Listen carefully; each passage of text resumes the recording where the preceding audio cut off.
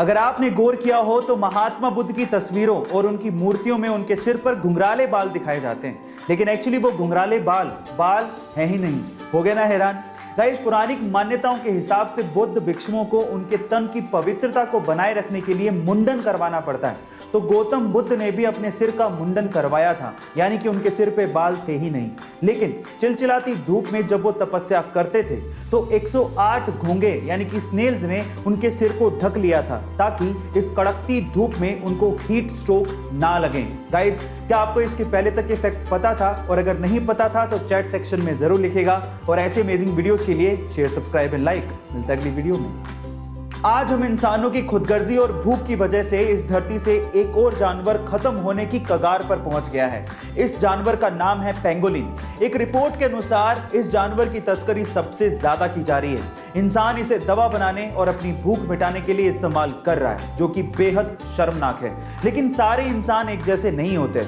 Zimbabwe के फेलिट नकाटा इन जानवरों को बचाने के लिए कब से लड़ रहे हैं। वो इन्हें बच्चों की तरह पाल रहे हैं। इसी वजह से उन्हें पेंगोलिन मैन के नाम से पुकारा जाता है। गाइस, आज हमें इन बेजुबान जानवरों के लिए आवाज उठानी होगी, नहीं तो हमारा एग्जिस्टेंस भी एक दिन खत्म हो जाएगा। इसीलिए चैट में प्लीज लिखिए save pangolin save earth. Thank you so much.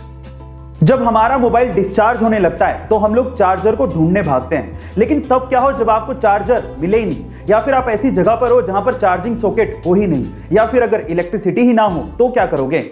ऐसी प्रॉब्लम का सॉल्यूशन निकाल रही है चाइना की लीडिंग मोबाइल कंपनी Xiaomi, जो कि एक ऐसा डिवाइस बना रही है जिससे सिर्फ आवाज के थ्रू आपका मोबाइल चार्ज हो सकेगा। इसे साउंड चार्जिंग डिवाइस कहा जा रहा है। अब ये काम कैसे करेगा?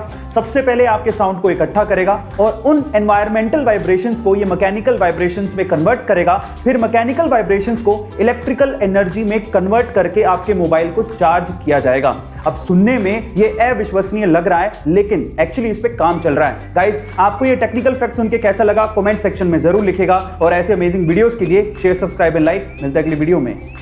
क्या मरने के बाद एक मां अपने बच्चे को जन्म दे सकती है? अब आप लोग कहेंगे कि कैसा सवाल है, ऐसा थोड़ी पॉसिबल है, लेकिन ये पॉसिबल है।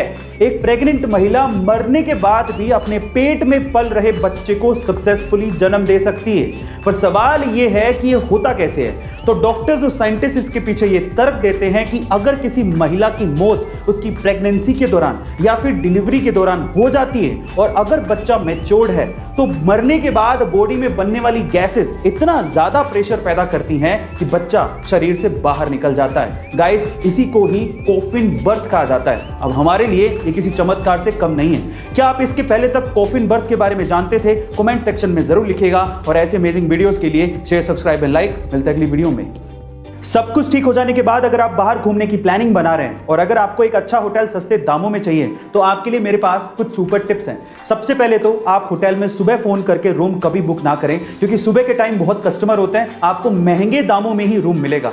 ज्यादा रात हो जाने पर भी रूम्स महंगे मिलते हैं, क्योंकि होटल वालों को पता होता है कि आपके पास कोई चॉइस नहीं है। तो फिर सस्ते रूम्स कब मिलते हैं? सस्ते रूम्स मिलते हैं शाम को 5 से लेके 7 बजे तक। तब सारे चेकआउट कर चुके होते हैं, रूम्स खाली होते हैं। आप तब बुक करिए, आपको सस्ता मिलेगा। इसके अलावा अगर आप ऑनलाइन बुक कर रहे हैं तो इससे अच्छा तो यह है कि आप ऑनलाइन डिस्काउंटेड प्राइस देख लीजिए, होटल को डायरेक्टली कॉल कीजिए, तब आपको वो रूम सस्ते दामों में भी मिल सकता है। गाइस, आपको ये सुपर टिप्स जान के कैसा लगा कमेंट सेक्शन में जरूर लिखेगा। और ऐसे अमेजिंग वीडियोस के लिए शेयर, सब्सक्राइब एंड लाइक। मिलता है अगली वीडियो में।